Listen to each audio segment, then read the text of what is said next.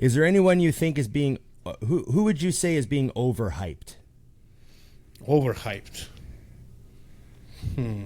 Well, maybe, I don't know if he's overhyped, but like I'm thinking Samson maybe at this point, because he's the Mr. Olympia, and I feel like he brought that conditioning last year just good enough to win, and Hadi was off, and Derek was also pretty badly off. Yeah. And Samson like brought that conditioning good enough only that one time, that Mr. Olympia, and he's usually like at 80%, and that was maybe 90%.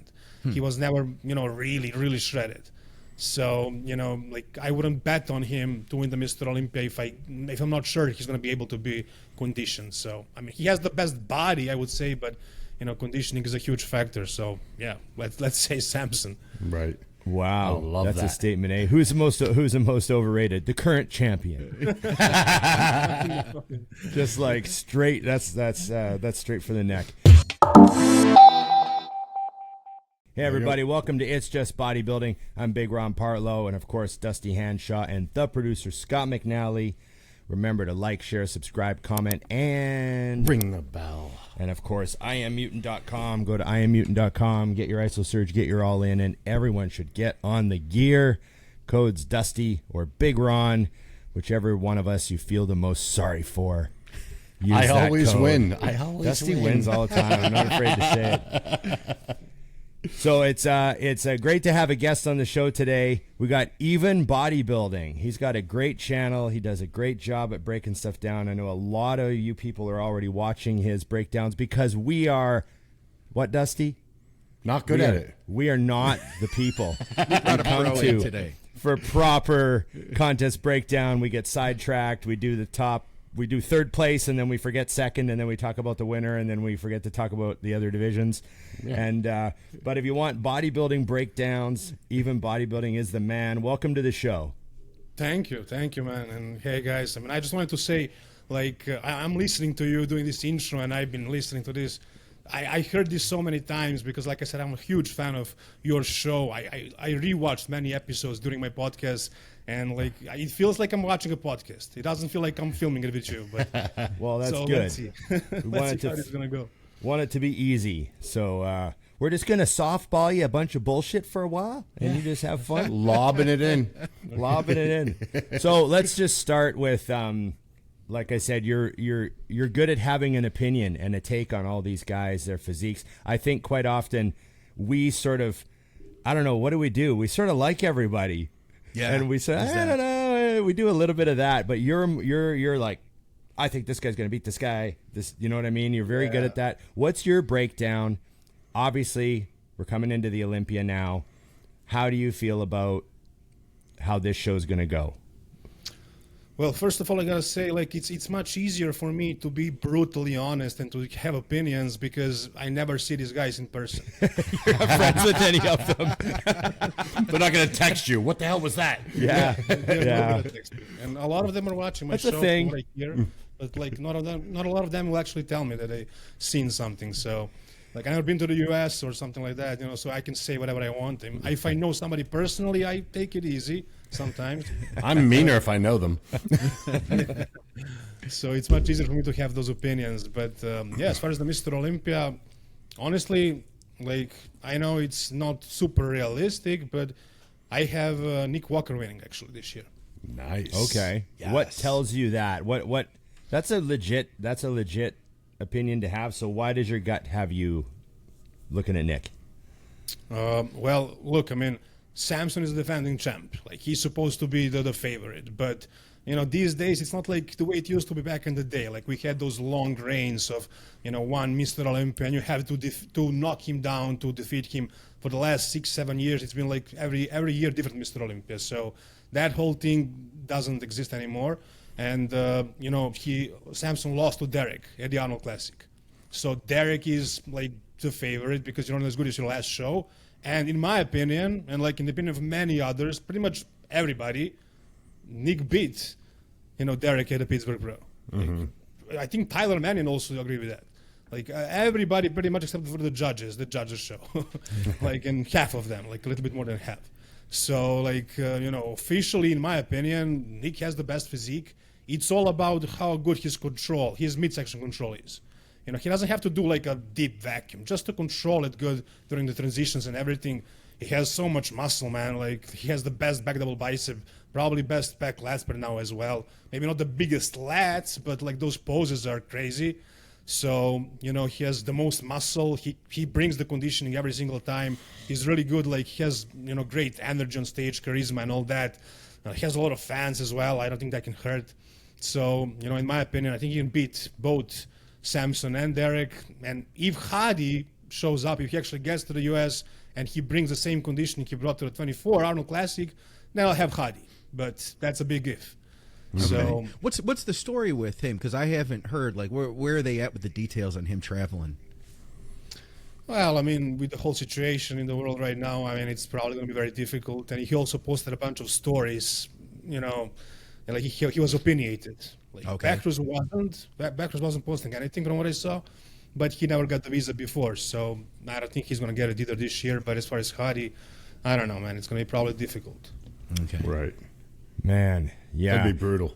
I like how you talk about Nick winning poses, because like you said, like you mentioned the back lat spread, he doesn't have the best back lat spread, but when you look at the pose, you've got, you know, like, I'm a big fan of when you look at a back lat spread and the triceps look crazy.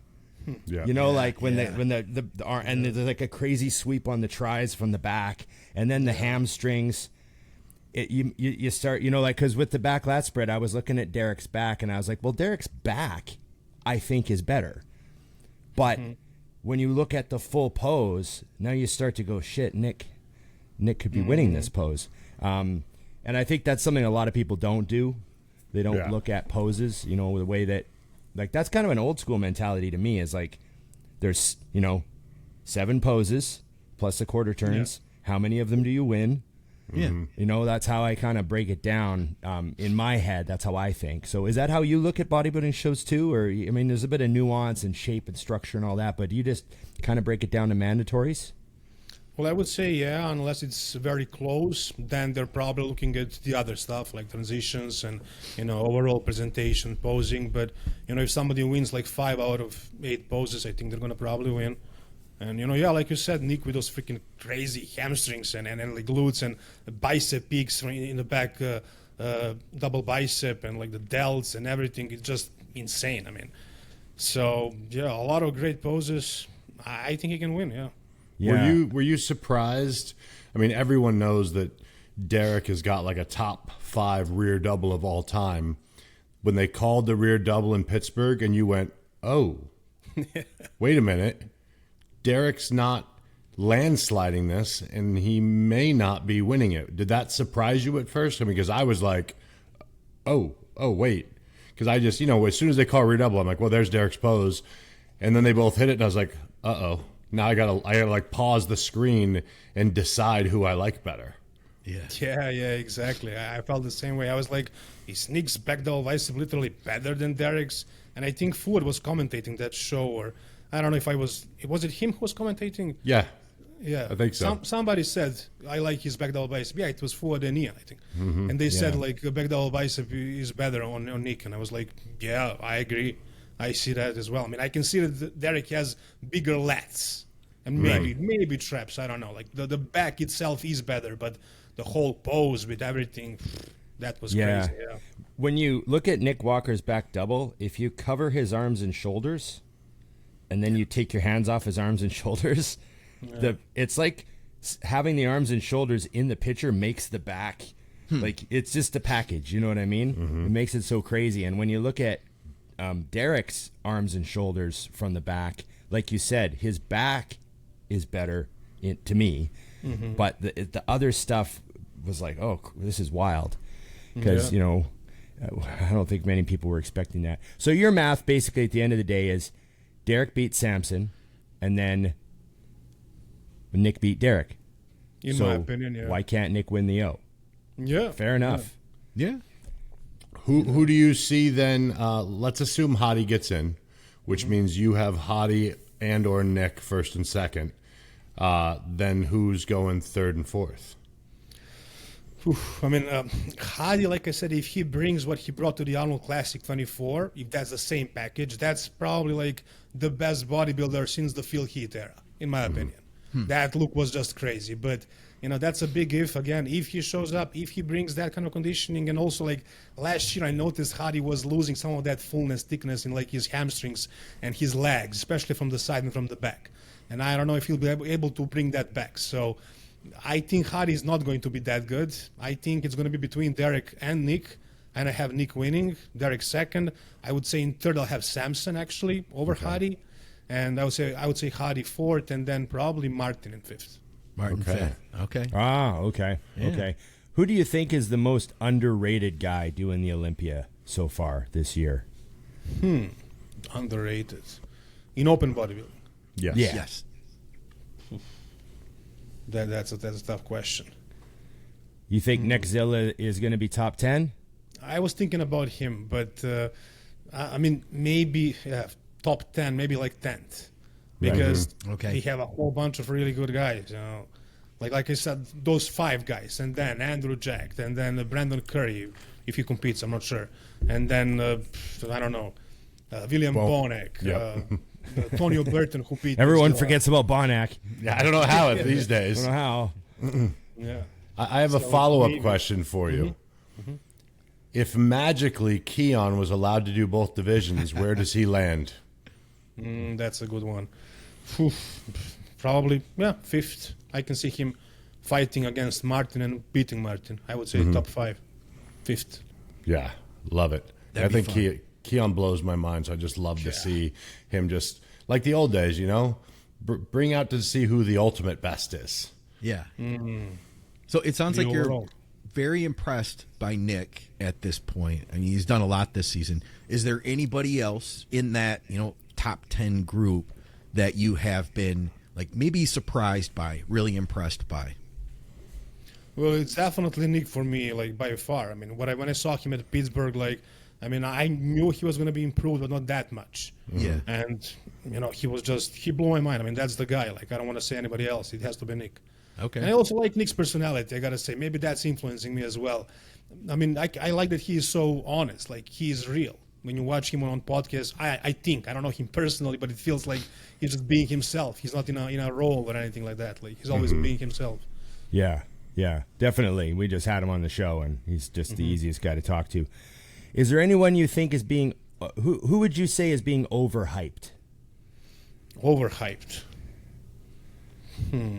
Well, maybe, I don't know if he's overhyped, but like I'm thinking Samson maybe at this point, because he's the Mr. Olympia, and I feel like he brought that conditioning last year just good enough to win, and Hadi was off, and Derek was also pretty badly off. Yeah. And Samson brought that conditioning good enough only that one time, that Mr. Olympia, and he's usually like at 80%, and that was maybe 90%.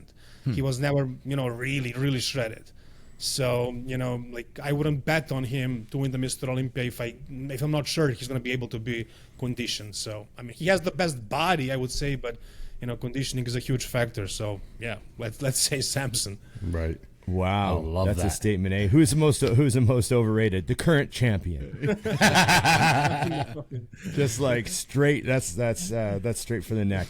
Do you think the judging's been consistent in regards to conditioning and what they're going for and the men's open in general?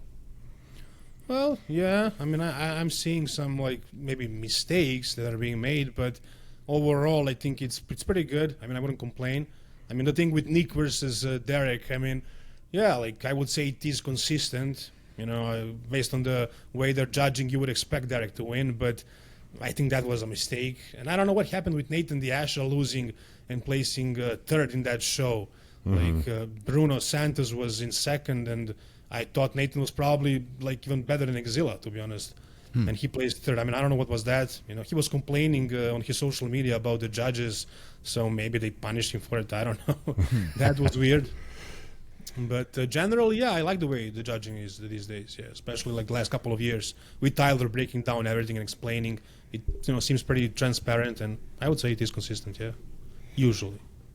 I think Tyler doing the breakdowns on the judging and being transparent with that stuff has been one of the most radical changes to pro bodybuilding that I've seen the whole time I've been involved in bodybuilding for over 30 years. There's never been anyone doing that.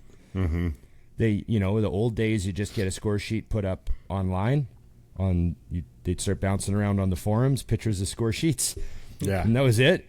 And no one would ever explain anything. And then Tyler started doing these huge breakdowns for everyone. And I also find, like, on the amateur side of things, it clears a lot of stuff up for them because, everyone wants to be a pro now. And when you hear Tyler talking about why they made certain close call decisions, or why one guy who's a fan favorite was fourth. Yep. And I think because a lot of people, I think they have these things in their head about what they think the judges want.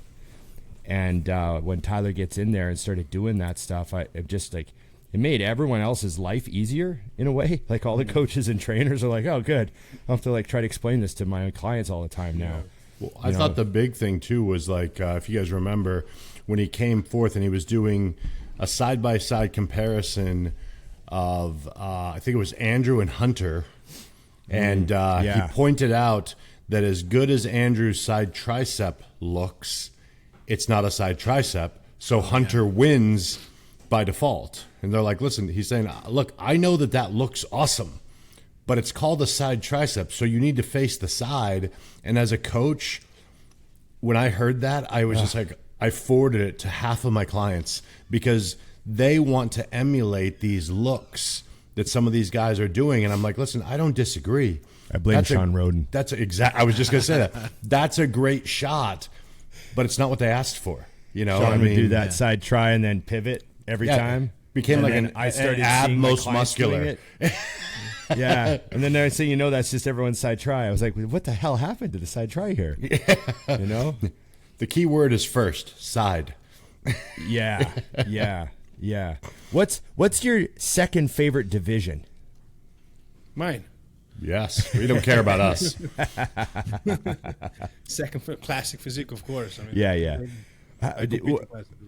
What do you think of the Classic Physique division, the direction it's heading in, how they judge that? Obviously, we just said goodbye to Bumstead last year, and we're looking at, this Olympia is going to be very exciting because it's like kind of, like the Classic Physique division's 1998. There's no champ. Yeah. Right? Everyone who thinks they can be the champ, everyone's talking about who's going to be the champ.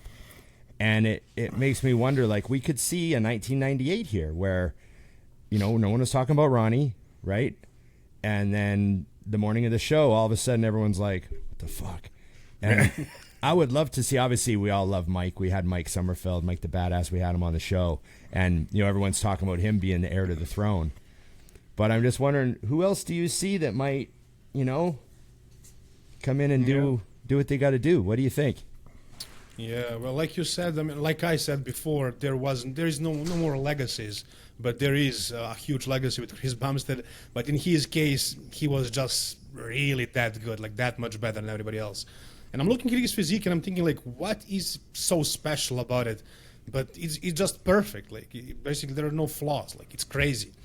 And so, of course, nobody could beat him. Now it's a lot different. And, they have this criteria. At least we thought they had a criteria that, like, the Classic Physique should be a lot about those aesthetics and shape. And now we're seeing that it's not really the most important thing. It's, of course, a part of it, but, like, it's judged kind of similar to bodybuilding. Like, these guys have the weight limit, but they also need to be as big as possible, as conditioned as possible, and, of course, to have nice aesthetics. But, like, Arnold Classic was a good example of that. Like, you had Logan Franklin, who was, in my opinion, like, I loved that look. Like, that was one of my favorite looks in Classic Physique that I ever saw. Like, super conditioned, dry, details everywhere, and, like, really good shape, really good small waist, everything was just, really good flow. But Mike was just bigger, and he was a lot bigger. And, like, I think Logan was, like, maybe 2 pounds shy of his weight cap, but he wasn't struggling to make the weight. Mike was, I don't know, doing crazy stuff to just make the weight. So, of course, Mike is a lot bigger, and, he beat him because of that. And, like, who do I see potentially, like, maybe challenging Mike? I mean, it can be maybe Ramon Dino, but I don't know about that. I would like to see Logan, winning it, but he needs to be bigger. How much muscle can he actually put between Arnold Classic and Mr. Olympia? Not a lot. So I think most likely it's going to be Mike who's winning it. But I personally like Logan's physique probably more. Jose Manuel was also really more conditioned than Logan probably, but he doesn't have the same shape like Logan. He doesn't have like the quads and everything. So Logan has perfect shape. I mean, as good as we have without Chris Bumstead, he just needs to be a little bit bigger. If he can maybe grow like 5 pounds, maybe he can actually push Mike and win the Mr. Olympia. We'll see. How about Terrence? Where do you see Terrence fitting into all this? Before his this season, he took some time off, and like in the off season, I thought he put on a whole bunch of size. I thought he was going to be like as big as Mike, but when he dieted down and got on stage, it wasn't that big of a size difference. Like, he was improved, but he wasn't like massive the way Mike is for a classic guy. Yeah. So I don't see him beating Mike or winning the Mr. Olympia now. Okay. Yeah. It seems to come down to like there's no better situation than being one of those guys like Bumstead was, where you look way heavier than you are.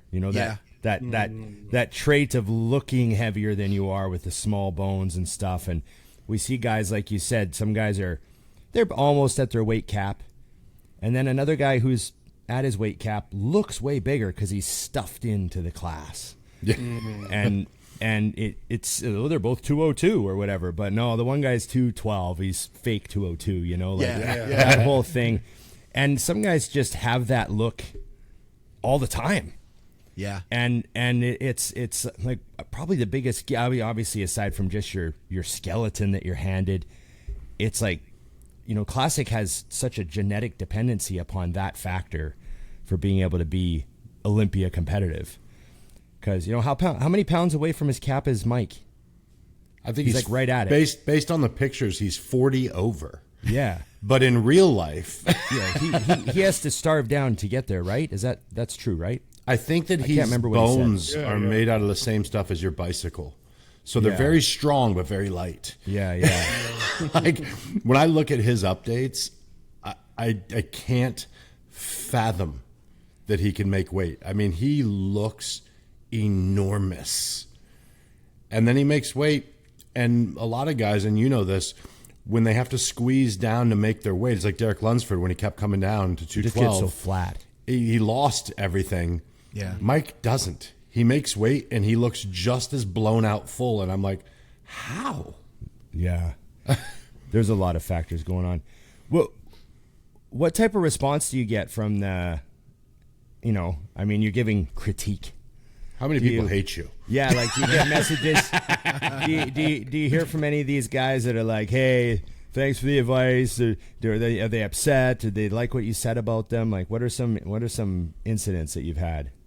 Well, like I said, I don't know a lot of them personally. Like, I talked to some of them, but I'm trying to actually be as neutral as possible so I can have my opinions without, really pissing off somebody. But if something happens, it's usually they just block me on Instagram. Or if they're happy, they comment and they say something, positive in the comments on the YouTube section. But how many people have blocked you? He has 2 people left. Keon blocked me, but he's actually watching my videos now and he's commenting. So I think he probably forgot that he blocked me. He didn't like one video probably during his prep. He was probably on trend or something like that. He blocked me. I'll remind him to unblock you when we talk to him. Yeah. What's one of your what video that you did went the craziest, got the most views? Well, actually, it's one of my first videos, actually, when I started like 6 years ago, and it's like a 1 minute long video of Rolly Winkler cramping up on the Arnold Classic stage. Right. And my voice sounds so strange, like I was a kid back then. And it got like, I think, over like 2 million views. Dang. Yeah. And it's still up on your channel? I got to go back and find it. Yeah, it's still up. Don't listen to it. I want to hear what you sounded like as a kid. Oh, yeah. So how did you get into all this? I mean, I'm curious. I don't know your backstory at all, and I'm sure some of your viewers would like to know it too. Like, how did bodybuilding become your thing? Yeah, I mean, I never spoke about it in any podcast or on my channel as well. I mean, how it became my thing. I don't know, like when I was a kid, I used to draw a lot, and I was drawing like superheroes and stuff. And I was bad at sports, like at all sports. Like I wasn't able to do a push-up. And I went with my friends like in a park, and we trained. I mean, they trained. I tried to do a push-up. I couldn't do a single one. So I went back home, and I was doing those push-ups on my knees. And like after 6 months or so, I learned how to do proper push-ups and started doing pull-ups and all that. And eventually I got into the gym, and I think it was Muscular Development magazine from 2011. I think Jay Cutler was on the cover, and actually no, it was from 2008, and Dexter Jackson was on the cover, but Jay Cutler was in one of the pages when I opened it. But I liked Jay Cutler's physique more actually, and when I saw that, like I kind of liked it. I started following bodybuilding through YouTube. I was watching, like, I don't know if you remember the Hodge twins. Yes. Like, and then through them, Louis Marco, and Louis Marco was my inspiration to start the channel actually. Okay. He stopped. I loved his videos, and he stopped filming at one point, and we were left with Nick Strength and Power. And honestly, I always found, I mean, I'll be brutally honest, I always found Nick super boring. I mean, he never competed. I don't think he was ever like super passionate about bodybuilding. Maybe when he was a kid, but like he doesn't understand, but I can hear it. Like he doesn't really understand bodybuilding that much. And I was watching him because I didn't have who else to watch, and I was like, bodybuilding world needs somebody who understands bodybuilding better, who is more passionate about this, like Louis Marco used to be, and who is willing to put out content every single day and so on. And so I tried, and like after a couple of months, it started like going pretty well. I was surprised, and started earning money, and eventually, it got to this. What were you doing? Awesome. What were you doing for a living while you were setting up the channel? Like, what did you used to do? Oh man, when I first started, I was doing, there is this thing we do in Serbia, like we do English lessons with Japanese, Chinese people. So it's like, it's very cheap. If you want an American to actually teach you how to speak English, you have to pay a lot more, but this is like a cheap version of that. And so we get paid also very little, but for Serbia, that was good enough for me back then. And while I was actually doing the lessons, there is this option, free talk. And we would talk about anything, and I would start talking about bodybuilding, and I would see like myself getting passionate about it. And people who don't care about bodybuilding would find it interesting because I was so passionate. And I was like, if I can talk here in English and these people find this interesting, maybe somebody who is a fan of the sport will like it as well. So I started doing this on the side, and I was doing that. And I was also like doing some other things, in the meantime, like I was trying to figure it out. It was tough at that time. I didn't have a lot of money, but thankfully I found this YouTube thing, and it's great now. What's some of the lessons you learned along the way running your channel? Well, of course, don't click on any strange links or any emails. Learned that one recently. Because I was hacked and I was down for a month, and now I'm back, thankfully. But that's one thing. If you are a creator, just be careful what you click on if you are logged into your YouTube account on your computer. So what happened? What happened? Because you lost your channel. Well, this said catch everyone up. You lost your channel and you just got it back. Yeah, literally a couple of hours ago. Yeah, it's crazy, man. I mean, what happened? So I decided to start filming my face for the first time on this channel. I decided to make things a little bit bigger. I bought this equipment and actually moved to another apartment, and have a separate room to actually create a studio and all that. And the first day I moved in, I get this email. Somebody from Germany is trying to log into your account. Is this you? And I was like, no, it's not me. And then it said your phone number was changed. Another phone number was added to your account. This, and that, and like I was out. And I was like, is this real life? Is this really happening right now? I guess when I was setting up my equipment to film the videos, I probably downloaded something I shouldn't have. And that's how the virus got in, and they hacked me. And this is something they do all the time to a lot of YouTubers. Like there are some channels with like, I don't know, millions of subscribers. And they get in, they play this crypto scam, fake AI video, hoping for people to click on the link to scam them. And YouTube immediately figured out what was happening, and they shut down the channel. And eventually, like they got me my account back, and YouTube was down because it broke some rules, and usually it gets fixed like in a week or so, but it took them 4 weeks in my case. That's brutal. That was like this past month was horrible, man. Like I was just like literally every day waking up, checking the emails all day long, asking ChatGPT why is this taking so long, watching all the YouTube videos and everything to see how it usually goes. But yeah, thankfully it's over finally today. Yeah, Awesome. Scott lost the whole channel at one point. Yeah. I remember that. Yeah, that was terrible, man. And I was telling you before the show too that I'll get notifications from YouTube to this day, and sometimes I don't know why my heart will I don't know, I'm not expecting it, and I'll see like a YouTube notification and my heart will drop because I'm waiting for it to say unfortunately you are broken a rule and your channel is no longer going to be on. Because that's the message I remembered reading, man. I still remember seeing that and being like, no, this isn't possible, Yeah. And it was very possible. So, yeah, man, I hope that things pick back up quickly for you. For us, it took a little while. It took some time of rebuilding that consistency and getting things rolling. But you do stuff basically, I mean, how many videos are you putting out per week now?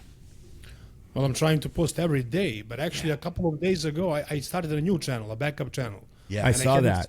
And I had the same amount of views on my main one immediately. I saw that, dude. Here's my thought, man, and this is advice that was given to me from Dave Tate. He said multiple streams. Don't put all your eggs in one basket. We have the audio channel is a completely separate entity from this. So when we did lose the video, we still had, a good amount of views because this channel was initially just an audio podcast. So we've always had, a really solid audio following. And then from here, we, have a second channel as well. So I have that set up. I have a Rumble set up. So if this were, God forbid, to go down on YouTube, we still do have a lot of different options and we can continue growing. I think that was probably the biggest reminder was when our channel went down was definitely have some sort of diversity. Maybe you turn it in like we have our other channel. It's our live channel now. Maybe you do just shorts on that channel and just keep it growing. You know what I mean? Short clips, things like that. I bet you that you could continue doing. Obviously, it's more work, right? But, I think it's worth it. Yeah, makes sense. I mean, maybe I'm going to start vlogging a little bit or something like that on the other channel. I don't know. We'll see. That'd be cool. Yeah. So you said you're in Serbia, right? Where exactly are you? Well, in Serbia, you wouldn't know about the city. I say it anyways. Kragujevac. Kragujevac? How did he say Close that? enough. Oh, okay. Okay. The taxi driver could get me there if I said that? Yeah, they would. Probably with twice as long of a path. Right. What's the bodybuilding situation there? Well, I mean, whole situation in Serbia is shit, basically. so is bodybuilding. I mean, it's a I don't know. Bodybuilding actually, I would say it's surprisingly good, considering the whole situation in the country. We have a pretty good community, I would say. I mean, there is this thing. I don't know how to translate it. I tried before. We have these world championships and European championships, and if you are top 8 at the worlds or top 6 at Europeans, you get this monthly salary that the country is paying to you. I don't know how to translate. Okay. But so we have a lot of people trying to win that. I had that for 2 years. No kidding. Awesome. Yeah, but those competitions are drug tested. So yeah. So you're competing until you actually get caught finally, and then you're. I like that. He's not claiming it's natural. He's claiming that they're testing. Two very different things. Yeah. Yeah. I mean, it is different. There are natural shows and drug tested. Drug tested ones you try to pass the test, and natural ones are for actual natural people. Nobody is natural in those shows. I mean, very rarely.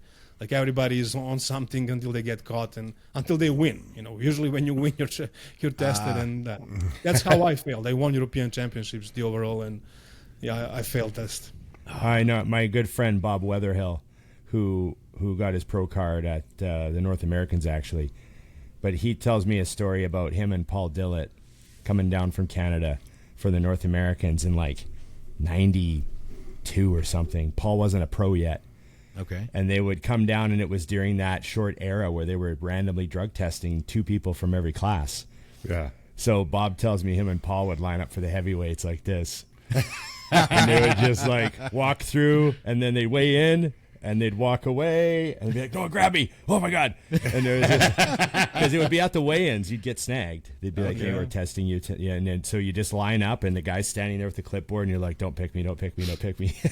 Yeah. I feel like in the U.S. the way they would do that is pick the guy they assume is natural. The punter. They're like, let's test this guy that's 132 pounds and 5'11". Test the backup quarterback. Who looks like the backup quarterback of this with the heavyweights right now? Yeah. Yeah, they're not actually trying to catch you. They're just trying to Not put to that catch view on. Yeah. Yeah. These guys are all natural. As you can see, we have 18 drug tests passed. Oh man. That would be good. That would make more sense, because this way we are losing great competitors. Like every year we lose a couple of really good ones, and they move to NPC, and that's it. It seems funny to me because, I mean, A, no one cares. B, like, you know, I mean, why do you go to the circus? To see the freaks. Yeah. So it's like, let's do this. Yeah. You know, I mean, I need them to bring it back to baseball so I can start watching baseball again. Yeah, but it's because of the World Anti-Doping Agency. I mean, they are financing. They are actually giving us the money for those salaries. Oh, okay. Yeah, Those scumbags Follow giving the money money, to Dusty. follow the rules. yeah, it's all about So- the money. So Always what's the is. actual gear situation in Serbia? Well, actually, you can buy testosterone anantate legally in pharmacies. You have that. Yeah, and I Get think there get is. some lip balm and some deodorant and a bottle of testanate. Exactly. Yeah, testing. Yeah. Why Okay. Okay. I like Yeah, that. we have that, and you can buy also GH, but it's very expensive to buy it in a pharmacy. Okay. If you can find it, yeah, but you can buy it legally without a recipe. Do you guys have Costco? No, You're halfway there. Yeah. I'm thinking if they had test at the Costco, then we're really coming Yeah. full circle. Yes. yeah, you can buy some stuff like also Deca. You can buy Deca, and Okay. everything. That's it. Got but your the rest you off-season can find. covered. Off season's but- covered then. Yeah, And what everyone about, could get like- big at least. Yeah. What about like enforcement and stuff? You know, here in the U.S. they make it like it's a big deal and everything. Like, oh, you know, steroids there. And I think that we're coming around now more than we used to be. But it's kind of really villainized. Do the authorities really care? Like, say you got pulled over in your car and you had a bottle of Master on with you. Well, I think all the cops are on juice over here. So they might just take your juice. Yeah. But no, I don't think they care. It's like a public secret here. Recently, there is this one guy who is very popular in Serbia who was selling, and he went to prison for like 3 or 4 years. But that's because he has some issue with some guy who is. I don't know if I should talk about this, but nobody's going to watch this from Serbia. But political situation. Nobody in watched Serbia- this at all. Political situation in Serbia is very complicated. Like, there's a lot of corruption, and that guy got in trouble with some guy who was connected politically, and I think that's why they arrested him. But usually, nobody pays attention to that. Right. Yeah, I gotcha. That makes sense. Yeah. What about like the gyms over there then? And you said NPC too. So like what? I guess that's 2 different questions. So before we get to the gyms, talk a little bit about like NPC competition over in that area. Actually, I think maybe last year we started having one regional show, and I don't know. I think that's the only one, but it's very, very weak. Like NPC, I don't think it's gonna be able to stay here. Like, it's probably gonna have to move because everybody's competing in the IFBB here because of those, because it pays Yeah. eventually. And in order to be good in NPC, you need to have a lot of money. I mean, you need to have like what you would consider normal amount of money, but in Serbia everybody's pretty poor, so like you need to be able to travel to Europe, to to other countries to compete and to invest a lot. Like, being here and in our federation, it's much more affordable. So yeah, NPC in Serbia is not very big at all. And as far as the gyms, I mean, it's not that great, to be honest. Like, there is this one chain of gyms that is pretty good. Everything else, not that great. I mean, it's a poor country, but I mean, I love it still, but it's very poor. I don't know. Maybe something changes. Right now, there are huge protests in Serbia because of that corruption, like for the past year. Okay. So hopefully something will change, but I don't know. It doesn't seem very promising. Do you see yourself like moving anywhere else in the EU? No, I mean the only place that I would maybe consider moving would be the US, but I don't know. I never been there, so it looks good on vlog videos and Looks movies. good on paper. A lot of things do. Yeah, And I think it's- it is great. I would love yeah. to visit it one day, but yeah, as far as And the then- Europe, I don't When people say I might move to America, like whenever I hear like a foreigner say I might move to America, I think of my experience with the United States, and it's not one country. Like yeah. Florida is not Colorado at all. Yeah, And that's true. Like it's what I mean. We forget like moving to America or whatever. What exactly does that mean? Because it could be Tennessee or L.A. Yeah, very important that you know where you're moving if you Yeah. pull that trigger. Yeah. There's states I don't travel to. Right. What would you say? Like, what are the best states to live in? I mean, it depends on what you. I mean, depends on what you like and what matters to you. Like, for example, me, California used to be amazing. I mean, I used to go there every other weekend, train at Gold's Venice, do the whole thing, get a hotel. It was amazing. And then politics there altered it, and now, I mean, homeless people are lining the streets. It's not a place that you would necessarily want your wife walking down the road alone in. So those types of things. Taxes. Taxes are out of control. Just tons of those things. But I mean, and then like Ron, for example, it's half of his decision is based on temperature. If it's hot, Ron's not interested. Doesn't matter. Too hot. I finally moved somewhere that Ron's like, I could do this. Yeah, your summer times are kind of right at my cutoff. I could tolerate that. Yeah, but I couldn't handle Florida. Yeah. No. What about your own bodybuilding? What's your plan and what are your goals, and what do you see yourself being able to accomplish? Well, actually, I had a question for you. I'm going to ask you after I finish my answer. So, I mean, so far, I mean, I tried. I was competing in IBB, like I said. Like I took second place at the Worlds, and then I won the Europeans, and that's where I failed the drug test, and I decided to Good for try you. myself- to try and actually try myself out in MPC, and I did the William Bona Classic, and I placed second in my division, my height class, and the guy that won there won the overall, and then he went to FIBO and he placed last. So, and he was a lot better than me. So I was like, I probably can't be a great pro, and at that point I kind of quit, but I'm thinking maybe I'm going to do it again. I'm not sure. And like recently I kind of flipped that switch in my mind that I'm not going to continue competing. And I actually had a question for you, like, and at one point in your careers when you decided to stop competing, like, how did you adjust to that? Like mentally, for me, it was always like my next meal, always on the mission, always, focused on training on my next meal, and gave me like this sense of productivity, mission, purpose. And now without that, like I try to focus on YouTube, but it's it's like a job. That was, something bigger than life, a passion. Yeah. Without it, it's strange. Like, how did you adjust to that transition? I'm curious. Well, myself, I was sort of fortunate. I competed my last show. I was 39 years old, and I always told myself I didn't want to be a 40-year-old bodybuilder. Like I didn't want to be competing at 40 plus. I don't know why I had that number in my head, but I used to say that when I was young. So, like even in my early 20s, I would say, yeah, I would never do this past 40. I don't know where that came from.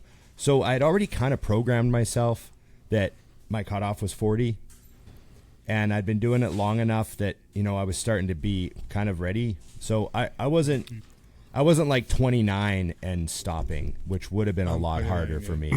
I was 40, and then I had a big injury, and then I opened a gym, and once the business opened, I was like, oh, I can just take all that ridiculous stuff that I've done and just put that towards a business, that mentality and the focus and all that stuff, and I just dumped it on my business. So That's what I tell everyone to do when they're ready to compete is dump it on your business and then get a new hobby too that you can progress at. Because I think one of the things that bodybuilders we all have is we need, Dusty calls it his scoreboard.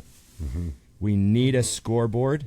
And I know that Dusty and Scott have also talked about we need a dragon that we can slay every day. Yeah, that's it, yeah. And so I just made sure I had hobbies in my life that could be that I could be progressive at, because I'm going to be 3-plate in the hammer machines for the rest of my life now. I'm not going to be the fives are over. Yeah, the fives are over. The 2-3-plate days are here, and I just want to enjoy the gym, and I need something else that I can like crank away at and make a little bit of progress. Like I might learn a new song on my guitar every 6 months, but I've got something new there, a little scoreboard for me. Yep. That's my answer. I don't know about Dusty and Scott, but what about you? I mean, for me, it was the win really came down to the fact that when I turned pro, I knew it was over. Like I knew the whole time as I was bodybuilding that I was not going to be a great pro. I had no delusions of grandeur.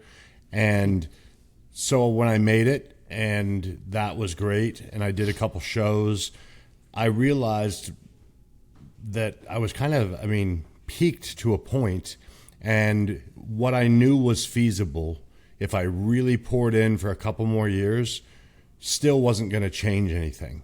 Like, it was not moving me up a bunch, and I just realized, and in fact, in my last show, where everything went well, but I actually looked at my physique, and I was like, I think I've gotten worse.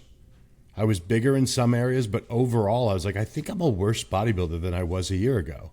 And so that made it simple for me to drop away. But the hard part, which you mentioned, was I didn't know how to eat or what to do.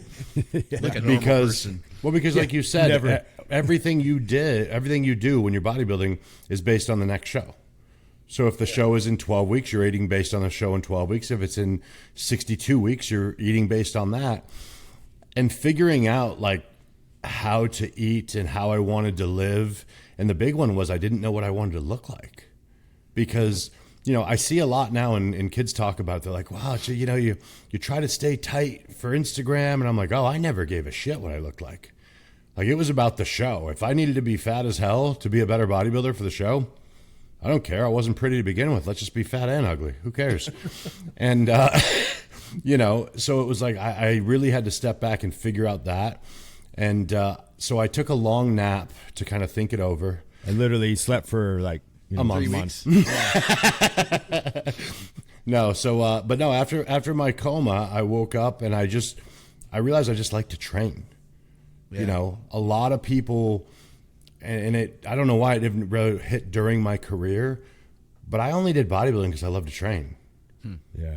And I was like, well, I still love to train. I mean, I was out of the hospital at like 5 o'clock in the afternoon, and I went and ate a steak to kill a cow for trying to kill me. And then at 2 in the morning, I drove to the gym, and I was like, all right, let's get back to it, and just started training. And a lot of people are like, oh, that's so inspirational. I was like, doing my hobby? Like, it just never crossed my mind. And then, of course, my body blew up again really quickly. And then I was like, oh, I better start thinking, like I said, about what I want to look like, because I don't really need to be big anymore. And that became the balancing board. But, like Ron said, once I settled in, like, it's awesome to not bodybuild now. Like, I eat 4 times a day. And I'll have a protein bar every day as if that's food, and totally satisfied. I'll decide that I'm going to lean down for something for a bit. And then, 2 weeks later, your daughter's like, you want to go lunch? I'm like, I'm not missing that opportunity. And I go. So the freedom is awesome. And I think the big thing that you'll find is no matter where your career ends, you already did it.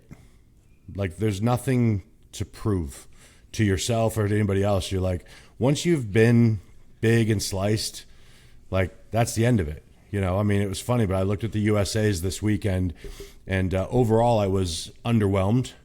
And I pulled up a picture of Ron doing a front double bicep in a show that he didn't do well in. And I showed Nikki that picture against a couple of guys that did the USAs this weekend, and she's like, "Oh man, Ron looked great there. He just smoked him." I'm like, "He didn't place in this show." And that was like a realization for her of how much the game has changed. But also, again, I showed him at his worst, and it was still awesome, and that can never go away. You know what I mean? Mm-hmm. So I love that part. And now, like I've said on the show many times, you couldn't pay me to do a show. Offer me $100,000 to just get in shape. I'm like, I'm gonna go to the beach. I'm good. Yeah. How old were you when you stopped? Let's see. I'm 105 now. 44. I was 36 when I stopped. Well, you know? Was that your last show, Dusty? Yep. Wow. Yeah. What about you, Scott? I got started late. You know, I had done bodybuilding as a kid, and then again later as a teenager, and then again from like 20 to 22, but I didn't stick with it. And it wasn't until I was about 32, and I had 33, and I had been in recovery for a little while. I thought, you know what, if I'm ever gonna reach that physique that I had dreamt of being able to one day do, like, now's probably my last chance. So, like, at that point, I recognized, like, I'm probably not destined to become the next Mr. Olympia. You know what I mean? Like, just getting consistent in my, early 30s. So, but I still wanted to be the best I could. And for me, competing was that it was, I kind of like, I looked at people and said, like, first, I honestly, at 125 pounds, I was like, you know what? Those Calvin Klein models, they have really good abs, and one day I would like to be able to have enough muscle to look like one of them. And fast forward like 3 months, and I was like, oh, that was easy. And then I was like, you know what? Brad Pitt in Fight Club, he was jacked. That dude was big. I want to get to be like Brad Pitt in Fight Club. And that was not that hard either, 3 months later? Yeah. But then I saw this guy named Lance who was walking through my gym. He was a middleweight competitor. I didn't know that at the time. And I just remember he had like he was in a tank top and he was in contest shape. And he had these crazy round delts, including like the rear delts. Like everything looked 3D on him. And I was like, holy shit, that guy looks just different than everybody else, And I meet the guy and I find out he competes. And so it kind of clicked to me that if I wanted to look like that, I may need a catalyst outside of myself, because these were all catalysts outside of myself. Like, I'm going to try to reach that level. I'm going to try to reach this level. And I thought, okay, so if I want to look like that, I have to have that catalyst of doing the things it would take to do a contest, which is first build more muscle and then get in really good shape. And so, like, as a middleweight bodybuilder in my first contest, I knew, like I said, that I wasn't, but like, it was great because I almost won that show. I missed it by 1 point. I expected just to like show up and have a good time and be dead last, and I almost won, So from there, that took me down a path of like just seeing, well, what's the next thing I can do and how can I beat that? Eventually though, I recognized, like, man, I'm taking a lot more gear. And I don't think I should be doing this for a long time. And I had already gotten into coaching and had been coaching for quite a while by the time I decided to stop. And it wasn't like a true conscious decision, but I was just like, I don't see myself doing this again unless I could make a very definitive difference and come back a lot bigger. And then I might, and then after that I ended up gotten sick and it just didn't happen anymore. And I had to come to terms with that. And it wasn't on my terms because I had gotten sick and all that. But I mean, now I'm pretty happy with it. And I'm finally back full circle to like, okay, this is awesome. And I just love training and I'm shooting for what can I do next. And so I'll tell you what, man, if you love bodybuilding, even whether you're competing or not, like competing is just, to me, it's one phase of it. And I can still be just as passionate about it today and get so many great things out of it. I want to be able to keep it in my life forever. It's not going to be at that same level that it was. And, there's other things. It's nice because, you know what? I have a lot more time. If you're competing, there's only so many clients I can work with. There's only so many podcasts I can do. But, it's like it's nice to have it as a part of my life and to enrich my life and make it better. I think I'm a better person to be around. I'm healthier. Hopefully I'll be around longer. If I fall down, I won't break my hip when I'm 80 or less likely to, stuff like that. Keep So the it's growth like, in. I guess our expectations change for the sport, and if we love it, we keep it in our lives. You know.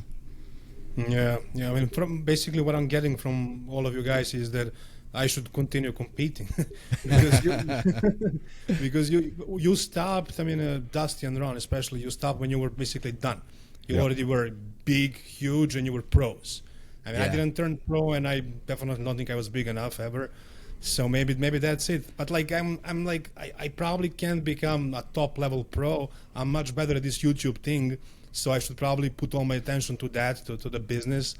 But I don't know. I mean, I think your passion is what you got to remember. If you have a side passion, and then you're lucky enough that your side passion also feeds the thing that pays your bills, I think it'd be crazy to stop, because you got to remember, and this is the same thing I tell clients all the time, like, it doesn't matter. Like, when I'm talking to Jose Raymond or Jay Cutler, they don't go, oh, that's Dusty, he's not a great pro. He's a bodybuilder. Like, none of them care. There's no, you know, when we talk to you and you show me a progress picture from today and a year from now, I don't go, well, I was bigger than that. I go, holy shit, that's enormous change. And I think that's the thing that you should lean into and enjoy and get addicted to, because, I mean, we all have clients that we coach, and I'll look at some of their pictures sometimes, and we're talking about guys that I'm like, man, I hope one day he can get the top 5 at the local show. But I see his progress pictures, and I get fired up, because I'm like, holy shit, this dude went in for 6 months, and look how well he was rewarded. You know what I'm saying? So I think you got to erase that gatekeeping mindset about what level you're at, because we just talked about this the last week or so. I like to remind clients, like, do you know how few people ever win an overall at a local show? There's 300 people doing it, and one guy leaves with the win. Like, That's true. You really want to break that down, because I think we all look at the Olympia and we go, the Olympia. And I'm like, do you know how huge it is if you've won your class at a show or whatever? So it's like, to me, you remember every show that you're doing is your Olympia. Like, I was more excited when I won my first overall than when I turned pro, because it was just the moment. Everything was so exciting. And when I won my pro card, I knew that 2 days before the show, I'm like, I'm not getting beaten. And I won. I was like, yeah, let's go eat. Yeah. So, I mean, you really don't want to hang the value of your passion on where it can go compared to other people, because it doesn't matter. Yeah, I think I just need to somehow maybe, like I think I was delusional enough to actually believe that I can be like a top level pro up until recently, until I actually did an NPC show and I saw how good I need to actually be to be that good. So, I need to maybe switch my mindset, just, doing it as a hobby, enjoying it, focusing on the progress, and that's it. Well, chase the look. I mean, I competed to win in shows I knew I couldn't win. Yeah, as you know did what I'm saying? Like, you need to be prepping and treating your off season like you're going to be a top pro, but knowing full well that at the end of the day, I mean, this is something I do with every single competitor before a show. Friday night before the show, I send them 3 questions. Did you follow the diet? Everything I said to a letter, nothing changed, nothing added, nothing taken away. Yes. Did you train as hard as you could? Did you do all the cardio? Yes. Is this the best you've ever looked? Yes. Then tomorrow doesn't matter. Because tomorrow is out of our control. Someone comes better than you, you can look back and go, there was nothing I would have done different, so who gives a shit? You know what I'm saying? Yeah. And that's what matters. You want to make sure that you can look a year from now. Let's say you just say, I'm going to do a 1-year bulk from today. You want to look and go, I'm checked every day of the year. Like, I have a lot of my clients that are serious by calendars, like physical calendars. And I say, every day that you do everything on plan, the water, the sleep, the training, the food, everything, put a check on it. Every day you don't, if one thing is off, put an X on it. And then watch that calendar. And at the end of a month, if you see 5 X's, don't bitch that you're not better. Because I had none. Yeah. Right. Yeah. I was on, man. Like, for the past couple of years, I was like really focused. I mean, in the off season and all the time. And then I was like, why am I sacrificing so much? Maybe I should just relax a little, live a life. But I don't know. I don't like it. I love that structure, that routine. Like, too much freedom, it messes with my head. you know. Right. But I'm thinking maybe if I, I mean, I took a couple of months, like not off, but like I'm doing less. I mean, I'm cruising with testosterone only right now, and I'm not really eating as often. I'm a little bit more relaxed eating out and stuff. But if I decide to prep again, I'm thinking about maybe Arnold Classic next year. I heard they're giving out free pro cards to influencers. Well,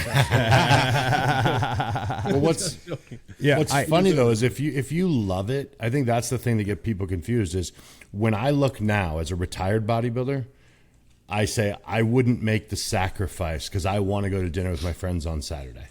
When I was bodybuilding, I would say I don't want to make the sacrifice from bodybuilding by going out with my friends. So it's not a sacrifice if you're doing what you want to do. And you gotta throw away the world's version of what you're supposed to do with your life. I look back at my years as a bodybuilder and I regret nothing. I don't regret a single missed event. I don't regret breaking up with the girl because she's a pain in the nothing. And now that I'm over it, it's the reverse, multiple. But now with life changed, now I can look and say, that was me then, this is me now. So while you're here, you would regret following the rules and relaxing now because you don't want to relax. I also really, now that I'll be 50 this year. So my big thing for all the young people that ask me advice is I'm like, make your money. Like, and I think it's amazing. Like, 29, you said you're 29? Yeah, 30 this year. Yeah. So like, and you got a channel that's kicking ass and you're growing your business and everything. So you can still, back when we started, the only people getting paid were the top 10 guys at the O. And it slowly morphed as Dusty and I got to the end. By the time we were done our 20 years of bodybuilding, there was money in it for amateurs at a certain level. And then it morphed even more since we retired. And now no one even cares if you're pro. It's like there's all these business ways you can, people trust you. The people that watch you love you. They agree with what you say. They want to hear what you have to say. And being, if you keep continuing for a few more or continue competing for a few more years, I think it'll just, if you want to, it would just add to your credibility and it would just enhance your business. And you can think of it as a business enhancement add-on. That's what I was thinking too. And I'll tell you that if you don't stay plugged in and you're like, I'm not really into bodybuilding anymore, I can guarantee you that the channel won't be as fun either. You know what I mean? If you don't have your heart and your life in bodybuilding anymore, then it's kind of like, am I just phoning this thing in?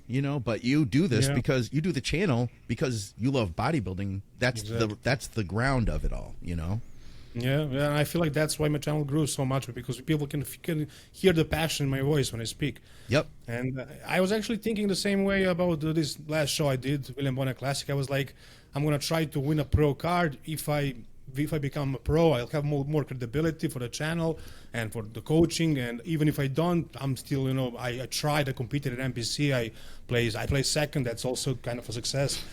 But at that point, I was like, maybe that's as much as I can do. Maybe I should just now focus on the channel. But I don't like it. I think I'm gonna continue competing for it. It doesn't matter though. I'll tell you that, what you're doing. So in 2010, it was my breakout year on the national level. In 2011, I did terribly, and I just kept putting the YouTube videos up. We filmed one the morning after prejudging. I was doing cardio, getting ready for my next show. I knew I was off. We had just an open conversation. And the point of this is my following grew more after my two worst placings than any other time. No kidding. Because people were then they identify with you oh, you're real. Oh, you just said you sucked and you did suck. And, I really wouldn't, just look at everything you're doing as something you're doing as a passion, but it's all going to help you. And like Ron said, I didn't need to work when I was bodybuilding my last 5 years as an amateur. I had a full-time living from bodybuilding. I just did my business because I wanted to and I wanted more money. But it'll all pay you. And I think it also drives home the point because with your channel, you're very opinionated. But because you live the life and the things you've said and kind of backed it up, even if I disagree with your opinion, I still respect your opinion. You know what I mean? And that's something people can't buy. You've established that with time and, you know, living it. And obviously you've proven time and time again, you know what you're talking about, which is enormous. Yeah. Makes sense. I feel like we're talking to all the audience right now too, which is awesome. Like they're all like taking notes. Like, that's true. I could do this. Well, and I feel too, like, you know what, you maybe this can be a great learning experience for you too, of just getting a better perspective on who you are. And even if it, you know, isn't like the thing you wanted to hear, like, hey, maybe I'm not as great as I thought I could have been or whatever, that doesn't mean that you still can't be better. And coming to terms with that, you might have a better perspective on what you're going to do to get there. You know what I mean? Because I've seen so many times where it's like, oh, I just need to use more of this or take more of that, or all the guys at that level, they're all doing this, so I'm gonna, you know, and feeling like you needed to maybe take more, do more, and push your health further. Versus, that's one thing, yeah. You know, versus have a good perspective and be like, hey, I'm going to do the absolute best I can and try to stay healthy at this in the process. Because I think that would be the ultimate loss in all of this. That would be the lose. Would be like if you come out the other end of this just trying to like complete kill it every year, and then you have a health issue in 5 years, you know? Yep. That's the next question I actually had for you guys. I mean, that's one of the reasons why I consider maybe stopping, because I mean, I wasn't doing anything crazy, but still, like, it's not like I was natural. You know? None of us were. So I mean, I was thinking about that as well. Like, maybe, like, I don't know how much sense does it make to keep, you know, doing that stuff to myself, but maybe I can do it like with less. I can try, you know. I always had the term, like, I always had speed limits set up when it came to the gear, and I always had things I wasn't going to do, and I'm really glad that I, for the most part, stuck to those sort of things I had always told myself. I'm never going to do this, I'm never going to do that. I don't think it would have made a difference for me. I don't think I was so gifted that I was on that verge of, you know, greatness or one more amp. Like You'd have made it. one more amp. No, it wouldn't have made a difference. I think that just as long as you have a reasonable speed limit in your head, like, people just get carried away. I mean, we've seen some of the numbers of some of the stuff we've seen people do. It's like, were you not thinking? Like, we just stop thinking about anything other than just the show? Well, plus you got to remember, you have the answers. Like, I don't know how it is there, but I did blood work year round my whole career. Yeah, me too. And that was what allowed me to know I was fine. You know, because it blows my mind how many competitors, they're like, well, I feel fine. I'm like, well, that doesn't mean shit. Yeah. You know, I mean, the few times that my levels were off, and I mean, I would message Dante having a heart attack, and he's like, bro, are you serious? This is a non-issue. And I was like, well, they're always perfect. And he's like, they're not now. But he was like, the amount of people who just don't look because they don't want to know. And it's like, if you're watching that stuff, man, and don't get me wrong, obviously being 300 pounds for a long time, like Ron and I did, was not healthy. But overall, we managed it as best we could. And it sounds like since you're doing blood work, you're doing the same. And then, you know, when the blood work tells you that you need to do something or not do something, you listen. You know, but that's like Ron said, that's a huge thing too, is I had things I didn't want to do. I had things I said I would never do that I dabbled with. And then eventually I actually found my sweet spot with doses and stuff, ended up being lower than places I had went, because I would increase the dose and then I wouldn't see much change. And I was like, well, then why increase the dose? You know what I mean? Because I was still under the mentality that everyone is. I was like, all right, I know I don't use much, but if I did, I bet you it'd get crazy. And then I bumped up a little to see, and I was like, no, didn't get crazy. I'm just wasting more money and definitely getting a little more risky with the health. And then backed it back down. So, you know, I think you got the right mindset. But if you're watching the blood, and anyone who's listening to this, constant. You know, I love when clients, they get down, they're like, let's wait a couple months to do the blood work. I'm like, no, let's do it today.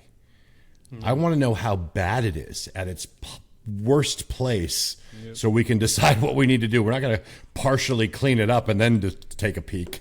Yeah, 2 weeks after the show or before, ideally. Yep. Yeah. I mean, I check my blood work all the time. Like, it was never bad once, even like during the worst parts of the prep. And I check my body like everything else. Everything is so far so good. But I never was as big as you guys. Like maybe I was 270 max at 6'1". So like I never pushed that side. I guess I'll be okay. I mean, if I continue pushing for a few more years, but still, it's You're a baby. You know how old I am? What else do you do there? What are you doing? What does bodybuilders do in Serbia for fun? Horse. Well, That was out loud. Did you say the quiet part, Dusty? Out loud, yes. But you say that's your answer all the time. Okay. Yes. yeah. Well, I don't know. I mean, I have a couple of friends who are like serious competitors. I mean, like myself. And like I don't meet them that often. I mean, my circle here is nobody's a bodybuilder, so I don't really get to. That's also one of the reasons why I started the channel, because I didn't have who to talk to about bodybuilding. Yeah. Right. Build some community for yourself. Yeah. But now I have a couple of friends, but they're all far away. We meet maybe a couple of times a year. Like we travel sometime to these international competitions, and then we stay there, train a little bit, and stay in the hotel, eat clean food over there, and like maybe sometimes we go to the bigger city, go train together, but like not very often. Like my life is I'm usually surrounded by people who are not into bodybuilding really. Right. And you're always working like What's everyone else. the coolest? What's the coolest place you've traveled to for bodybuilding? The coolest for bodybuilding. Well, me personally, I love Spain, Santa Susana. That's where, near Barcelona, that's where the World Championships and European Championships is being held. Because like there is usually like, 1,500 competitors when the shows are happening, and a whole bunch of people from Serbia, like the whole community basically goes over there, like at least half of us. So it's always like, we stay there for a week, and it's usually really awesome. How far is that away? Like flight? Yeah. How far flight? 2 hours maybe. Oh, quick. It's Okay. nothing. It's easy. awesome. It's easy. Europe's so crazy how tight everything is in Europe. I also love though, because in the States, like, because we're so spoiled with bodybuilding and stuff, Yeah. like you can barely get someone to like drive across town for a show. Yeah. Let alone like the whole community is like, we're going to Spain. Yeah. I mean, I love that part, because that's how when Ron and I came up, and Scott, like when there wasn't Instagram and Facebook and all that, if I heard that a pro I wanted to see was speaking in San Francisco and I was in Scottsdale, I was like, I'm going. Yeah, crazy times. Take a flight just to go spend an hour listening to a seminar and then hang out for a few days and train and fly home. And now people are like, oh, it's on the west side. That's like 45 minutes away. Yeah, I don't know. traffic. You know? I know. Like, I used to catch flights, dude. I drove 8 hours to meet Dorian. I drove 5 hours to meet Mike Matarazzo. You guys have seen it though up at the booth at the Arnold, because that's a 3-4 hour drive from Detroit. And how many Detroit people did you guys meet there? We'll all make that drive down. Like just go around, walk around, meet everybody and stuff. So I know it's not huge, but all those Detroiters, they're all making that 4 hour drive to the Arnold brings out the hardcore, Scott. Yeah. I mean, the amount of people that like flying, I'm like, oh, where are you from? And they're like, Germany. And I'm like, oh yeah. Oh, Yeah. I caught the accent. I didn't want to assume. Okay. No, it's cool. Have you done any interviews on your show, on your podcast? You haven't had anyone on it yet. Who would you like to have on your show? Have you thought about, like, do you have a list of like people I'd love to have on? No, Keon. Keon. Let's invite him right now. Yeah, I'll call him. Well, the person that I like to listen the most and probably watch the most podcasts with is Dorian Yates. Okay. But I don't know what would I ask him, because I already heard everything he has to say. Yeah. I know everything by heart, basically. Did you talk about yoga? Yeah. Ask him about yoga. Bicycles. maybe about that, yeah. You just had a hip I don't know. replacement? I haven't done an interview. I don't know. I wasn't thinking about that. But like maybe now when I started, with a camera and everything, maybe Step some by step. interviews. Yeah. Maybe. Yeah. You're showing I think his you'd be- face on the screen now. Yeah, I think you'd be good at it. Yeah. Just pick a video that you were nice about, Yeah. and then send that to the person and go, see, it's a friendly show. Right? I'm nice to you. I'm nice to you. Yeah, yeah. Don't look at any other ones though, because sometimes they're not nice to you. No. When I started, man, I was younger, of course. I was like 23, 24, and I was terrible. Like I was not honest. I was an asshole, basically. And I started. That's how you got the views. Yeah. Unfortunately, that's how I got the views in the beginning. Yeah. But then I started working with a new sponsor, the Old School Labs, if you know them. Yeah. Oh yeah. And one of their guys basically was like, you need to be more, what was the word, marketable. Like you can be good enough without the crazy takes, without being too, I don't know what was the word. Basically, Honest, not ruthless. Yeah, that's it. And then I calmed down a little bit. But like there are some videos, old videos, maybe I should remove them. I said some stupid stuff. I love it. What's the plan for the show coming into the Olympia? Do you have any like breakdown stuff planned? You kind of want to ramp the show into the Olympia and do that sort of stuff with it? Well, I'll just do the way I always did it. Basically, just follow what people are posting and update everybody on that, and day at a time. Who do you think is?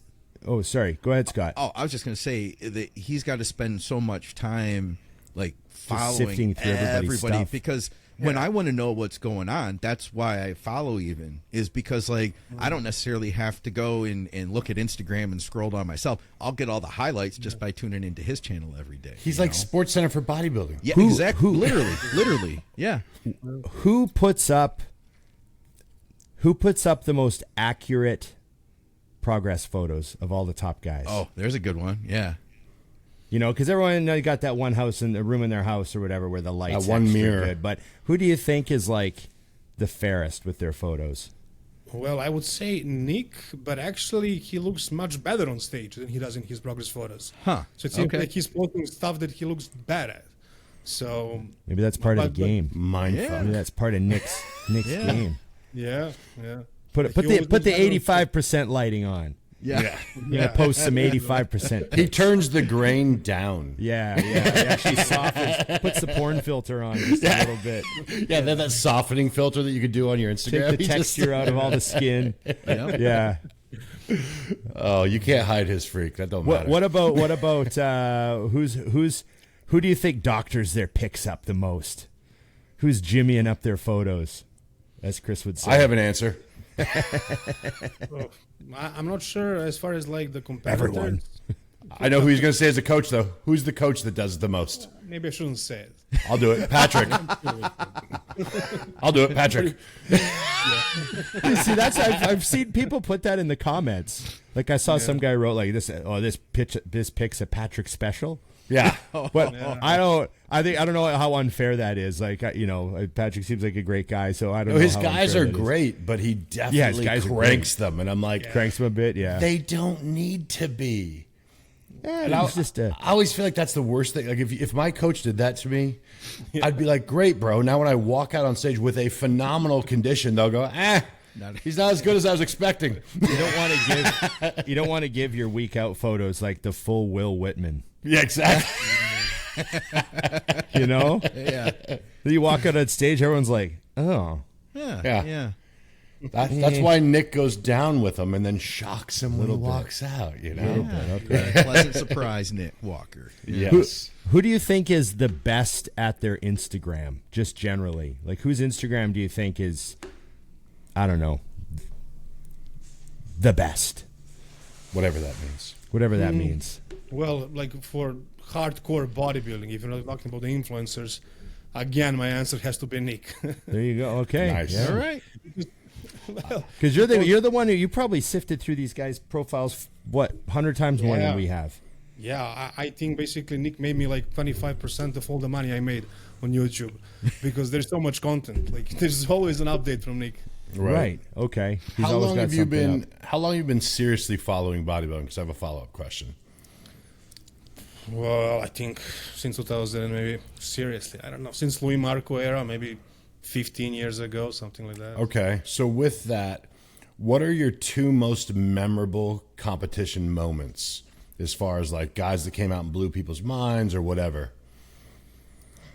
I would have to think about this. You have Most 30 memorable. seconds. Oof, man, you got me there. Like, I were like you my stunned companion. by, like, I mean, for example, like, you know, we all have the memories, of course, Ronnie walking out in 98, you know, Ronnie walking out in 03, Jay in 01, where when you were there, your brain exploded. Yeah, you know, I remember actually the moment when Sean Roden won the Mr. Olympia. I was thinking that one as an option. Yeah. Oh man, Yeah, I that was remember something that else. one. Yeah.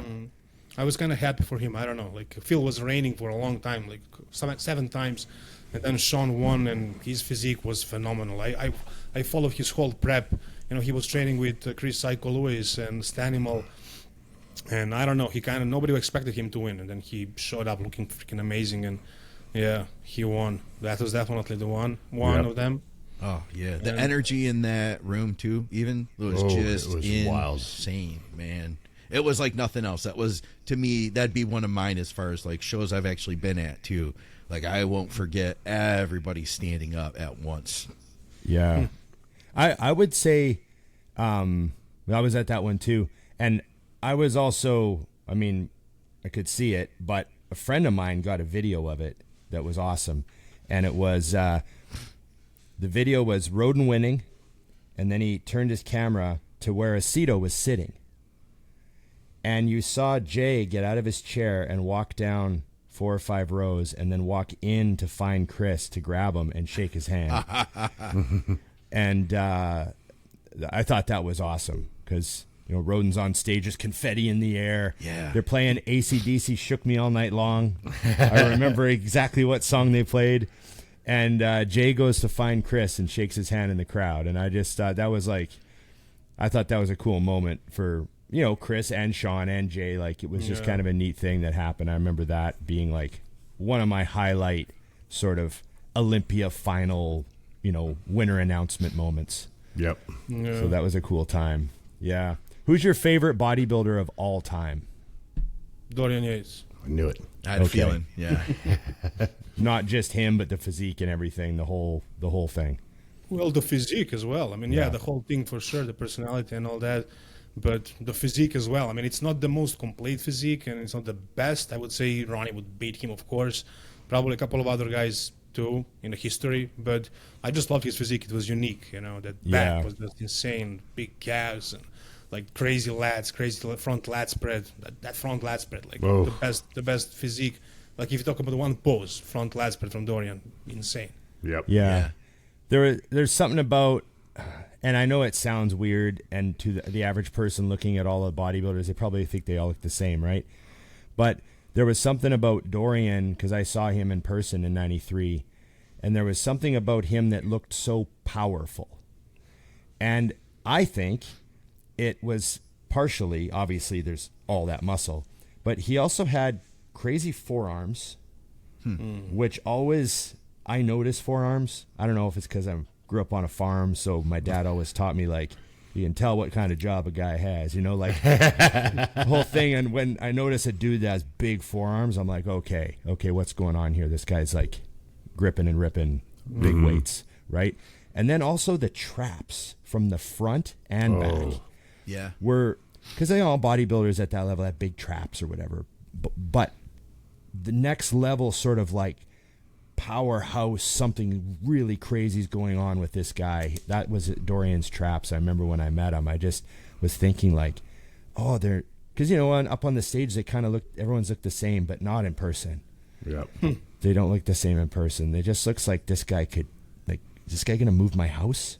Yeah. What was the year, Ron? What was the year that they filmed the Olympia that Dorian did when they came up from the back? So they like filmed him walking on stage? Well, there's the '93 footage of him going up stage. Yeah. Which is very famous. That's when I just remember thinking like that was the first time in real life I realized that your traps sit on you piggyback, because his are dense all the way down to his erectors.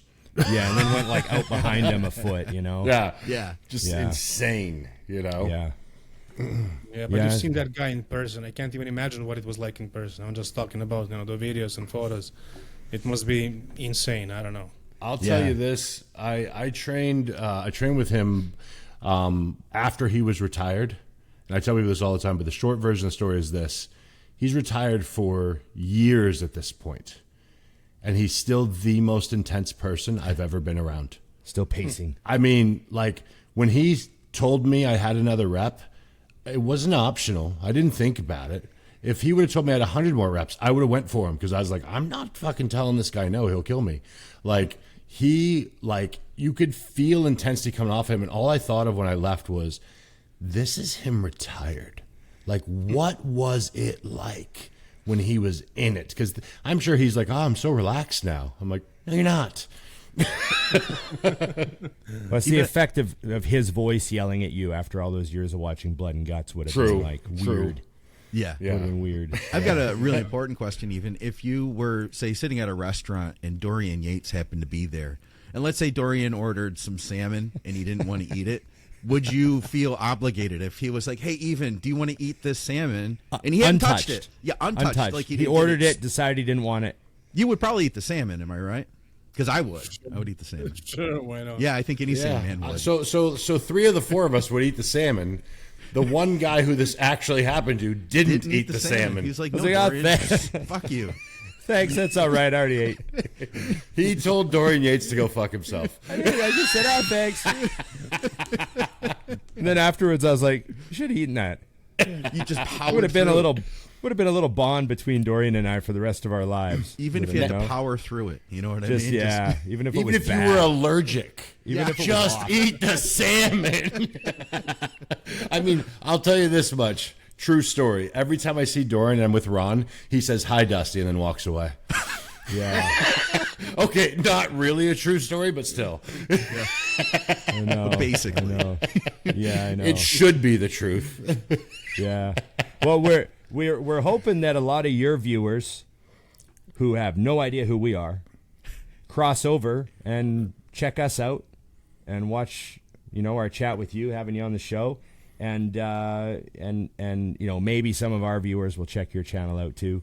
Ivan Bodybuilding. If you want contest coverage, Yeah. Yes. stop bitching to us. Go to him. Yeah, And that's our out. That's our out from now on. We If you have guys a want guy. The real thing. Yeah, we'll send you to Even. And for the most And it's- entertaining podcasts and great jokes as well. You guys are super funny as well. Oh, well. Gotta be good at appreciate something. that. We'll tell the writers. We'll let the writers know. But Even Bodybuilding on YouTube, correct? Yes. And Even Bodybuilding on Instagram too. Is it? There's no underscores or anything. It's just easy. Even bodybuilding coaching actually on Instagram. Even Bodybuilding coaching. Okay. Yeah. Okay. Yeah. No, man. Thanks for coming on. We really appreciate it. And Thank you. yeah, like I said, we often joke how bad and incomplete all of our contest coverage is, and we really don't mean to be terrible at it. We just get sidetracked. Yeah. We just get sidetracked. We'll do 4th, 3rd, 2nd, next division. And That's It's a good day. He's like, I've seen it. yeah, but you give like really good thorough breakdowns and updating people on the progress pictures, and I think it creates it's helpful because it creates some excitement, and bodybuilding needs. Mm-hmm. There's no one going to do it for us, and we need people like you that are actually brewing up some, 100%. So even if these guys don't like exactly what you have to say about their latest picks, I think it's a benefit to everyone because people are going to their profiles and checking them out and giving them a follow, and with it, this all is like synergistic, isn't that the word, Scott? That's the word. Yep. Synergy. Try to be synergistic with each other, and so thanks for coming on the show. Even and like when Scott told me you watched all the episodes, I was like, "There's no way you watched all these episodes." Yeah, why? But I actually believe you, so that's amazing. So thank you. Thank you for inviting me, and also thank you for making your content, because if I prep again, I'll rewatch all the episodes again probably. I love it. Yeah. Absolutely. I'm a And huge fan of your if you prep again, just make sure you show everything on your channel. Yes. And just milk the most out of it and take your viewers for the ride of going on a prep with you. And I think that people love that shit. And I wish I was better at opening up my life more to my social, because I feel like I've still got a lot of barriers. I don't want to show that. I want to, and A young guy like you with more of a new school attitude, just do your thing, man. Yeah, So- maybe I should change that. Yeah. And, How was I saying? You're already years ahead. You're years ahead. 29 Yep. with the killer channel. So, yeah, it's exciting times. So we hope to see you at the Olympia one of these days. Yes. That'd be cool. hopefully, yeah. That'd be great to get you over there. Maybe we Maybe can, the Arnold. Who knows? Yeah, maybe the Yes. Arnold, maybe the Olympia, get you over there. You should be over there covering this shit. It'd be great to see you. And, yeah, any final words to people want to check out your channel and all that? Just type even bodybuilding if you're into bodybuilding and you want to watch bodybuilding news. That's it. And once again, thank you guys so much. And I hope I didn't bore you to death. It was awesome. Okay. I desperately sounded wanted someone to boring talk to. here, but I enjoyed it for sure. Awesome. Okay. thank you. And shout out to Blackstone. Are they're sponsoring your channel now? Yeah, shout out to Blackstone. They're my sponsors now. Yeah. Nice. Awesome. Nice. Awesome. Good for them. I'm glad somebody's taking care of you. Yeah.